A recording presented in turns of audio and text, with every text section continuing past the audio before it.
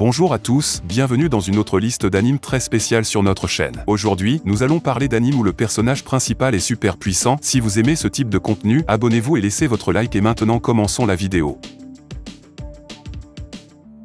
En 1930, des vampires se sont infiltrés à Tokyo pour se régaler de ses citoyens sans méfiance. Alors que le nombre de victimes continue d'augmenter, les autorités de la ville décident d'embaucher les Jagers, un groupe étrange et diversifié d'individus chargés par la V-Shipping Company de traquer les vampires dans le monde entier. Portant des étuis d'instruments de musique pour dissimuler leur identité, les Jagers combattent les vampires avec la même impitoyabilité démontrée par leurs ennemis. Yuli, le guerrier le plus habile du Jaguar, est le seul survivant d'un raid de vampires sur son village natal. Utilisant la force que lui confère son sang de loup-garou, il travaille avec son équipe pour aider les forces de l'ordre de Tokyo à résoudre le problème des vampires de la ville. Bien que sous prétexte d'aider la police, les Jagers combattent en fait les vampires pour la mystique arche de Sirius. Avec son pouvoir de changer le destin du monde, Yuli et ses amis doivent localiser l'artefact avant que les vampires ne puissent l'utiliser pour atteindre leurs objectifs destructeurs.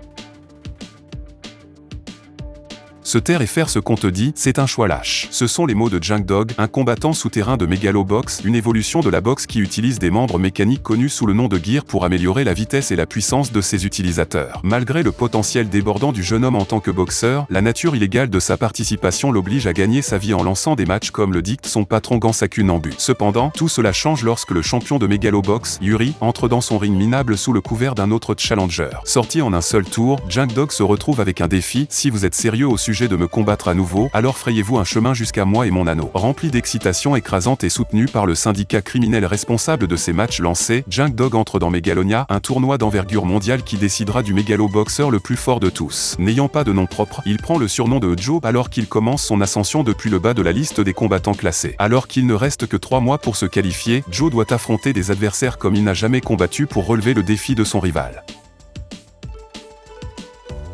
Elseworld et ses amis sont sur un long voyage explorant Helio à la recherche de la Dame d'El pour rétablir l'équilibre dans le monde, et le groupe devra faire face à de nombreux défis jusqu'à ce qu'ils atteignent leur objectif d'empêcher qu'une autre catastrophe ne se produise. Rejoignez Elseworld et ses amis alors qu'ils explorent Helio à la recherche de la Dame d'El.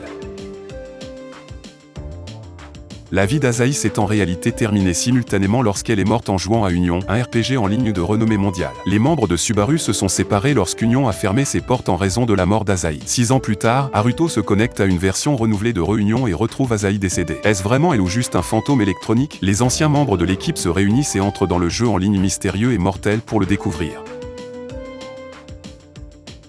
Nous sommes en 2071. L'humanité a été poussée au bord de l'extinction suite à l'émergence de monstres mangeurs d'hommes appelés Aragami qui se vantent d'être immunisés contre les armes conventionnelles. Ils ont ravagé la Terre, consommant presque tout sur leur passage et ne laissant rien sur leur passage. Pour les combattre, une organisation nommée Fenrir a été formée comme un ultime effort pour sauver l'humanité grâce à l'utilisation de God Eaters, des humains spéciaux infusés avec des cellules oracles, leur permettant de manier l'arc de Dieu, la seule arme connue capable de tuer. Un Aragami. L'un de ces God Eaters est l'Anka Utsuji, un nouveau type dont l'arc divin prend à la fois la forme d'une lame et d'un pistolet. Maintenant, en tant que l'une des plus grandes armes de Fenrir, l'Anka doit maîtriser son arc divin s'il veut réaliser son désir d'éliminer l'Aragami une fois pour toutes. Les monstres continuent de naître en masse tandis que les restes de l'humanité luttent pour survivre la nuit. Seuls les God Eaters se tiennent entre les Aragami et l'anéantissement complet et total de la race humaine.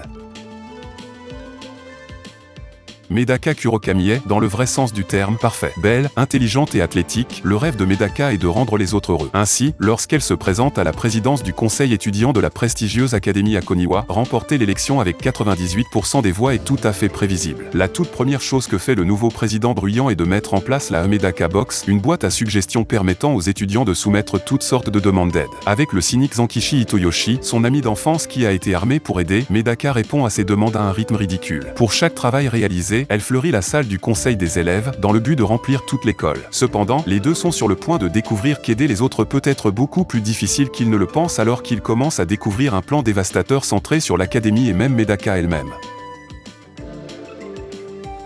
Ichiro Suzuki, programmeur approchant la trentaine, croule sous le travail. Épuisé, il a finalement une chance de rattraper son sommeil pour se réveiller et se découvrir dans un monde de RPG fantastique qui est mélangé à partir des jeux qu'il déboguait en réalité. Dans ce nouvel endroit, il se rend compte que non seulement son apparence a changé pour une version plus jeune de lui-même, mais que son nom a également changé pour Satu, un surnom qu'il a utilisé lors de l'exécution de tests bêta sur des jeux. Cependant, avant que Satu ne puisse pleinement saisir sa situation, une armée d'hommes lézards lance un assaut sur lui. Forcé de lancer un sort puissant en représailles, Satu les anéantit ralentit complètement et son niveau est porté à 310, maximisant efficacement ses statistiques. Maintenant, en tant qu'aventurier de haut niveau armé d'une pléthore de compétences et sans aucun moyen de revenir à la réalité, Satu se lance dans l'exploration de ce nouveau monde magique.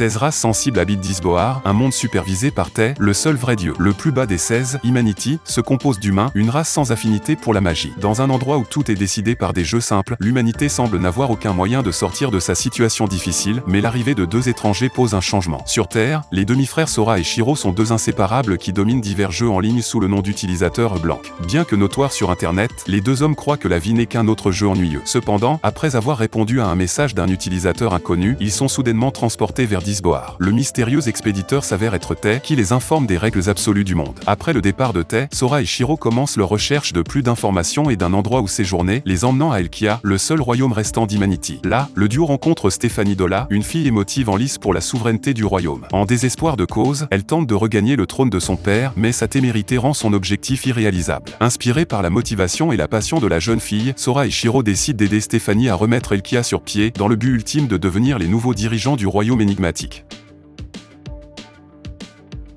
En ce qui concerne le Morph Fantastic Cross Reverie, aucun ne peut égaler la puissance du Demon King Diablo. Possédant les artefacts les plus rares du jeu et un niveau de joueur inégalé, il domine tous ceux qui sont assez fous pour l'affronter. Mais malgré sa réputation redoutable, la véritable identité de Diablo est Takuma Sakamoto, un joueur enfermé dépourvu de toute compétence sociale. Battant jour après jour des challengers sans espoir, Takuma ne se soucie que de sa vie virtuelle, jusqu'à ce qu'un sort d'invocation le transporte soudainement dans un autre monde où il a l'apparence de Diablo. Dans ce nouveau monde ressemblant à son jeu préféré, Takuma est accueilli par les deux filles qui l'ont convoqué, Rem Gale, une petite aventurière panthère, et Shurael Greenwood, une invocatrice elfe au gros sein. Ils exécutent un rituel d'asservissement pour tenter de le subjuguer, mais le sort se retourne contre eux et les fait devenir ses esclaves à la place. La situation devenant plus gênante que jamais, Takuma décide d'accompagner les filles pour trouver un moyen de rompre leur contrat tout en apprenant à s'adapter à sa nouvelle existence en tant que roi démon menaçant.